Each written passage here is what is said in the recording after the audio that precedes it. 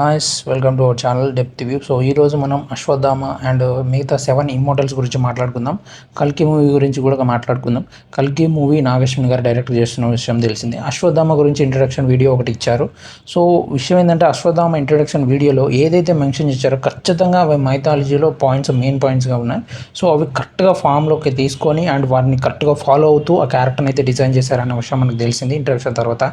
So 7 immortals కల్కి అవతారానికి and కలి అంతానికి కారణమయ్యే 7 ఇమ్మోర్టల్స్ ఎవరన్న విషయం మనం చూద్దాం. సో అశ్వత్థామలానే ఇంకా 7 మెంబర్స్ ఉంటారు. సో 6 మెంబర్స్ ఉంటారు, అందరూ అశ్వత్థామతో కలిపి 7 మెంబర్స్ అనమాట. సో వాళ్ళు ఎవరన్న విషయం చూద్దాం. అశ్వత్థామ, హనుమాన్, పరశురామ్, వేదవ్యాస్, కృపాచార్య, మహర్షి, విభీషణ. సో వీళ్ళు 7 చిరంజీవులు అనమాట. సో కలికి అవతారం కోసం ఎదురు చూస్తున్న చిరంజీవులు, ఇప్పటివరకు చనిపోకుండా చీకట్లో ఉంటున్న చిరంజీవులు. మన హిస్టరీ ప్రకారం, మన హిందూ మైథాలజీ ప్రకారం వీళ్ళ 7. సో వీళ్ళ 7 ఇంట్రడ్యూస్ చేయండి కల్కి అనేది ఫిలిం కంప్లీట్ అవ్వదు. సో వీళ్ళ 7 క్యారెక్టర్స్ ఖచ్చితంగా కల్కి మూవీలో ఖచ్చితంగా ఉంటాయి. అండ్ నేను అనుకునేది ఏంటంటే ఇవి సిరీస్లా వస్తాయేమో. అశ్వత్థామ ఇప్పుడు, హనుమాన్ తర్వాత, పరశురామ్ తర్వాత, అలా ఒక 7-8 ఫిలిమ్స్ ఉంటాయేమో. And 9th film end game అని నేను అనుకుంటున్నాను. సో 9 ఫిలిమ్స్ అన్నారు కదా, ఫ్రాంచైజ్ లాగా 9 ఫిలిమ్స్ తీస్తున్నారని. సో అలానే అనుకుంటున్నారు, రూమర్ వచ్చింది కదా, సో అలా అనుకుంటున్నాను.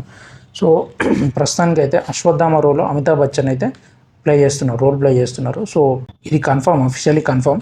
హనుమాన్ అయితే దుల్కర్ సల్మాన్, పరశురామ్ అయితే ఎన్టీఆర్, వేదవ్యాసన్ అయితే రాజమౌళి, కృపాచార్య అయితే నాని, మహర్షి అయితే ఎవరో తెలియదు. సో విభీషణ అయితే మాత్రం ఆర్జీవి అని బయటికి రూమర్స్ అయితే వచ్చాయి. సో ఇవైతే కన్ఫామ్గా తెలియదు, ప్రస్తుతానికి వచ్చిన రూమర్స్ అనమాట.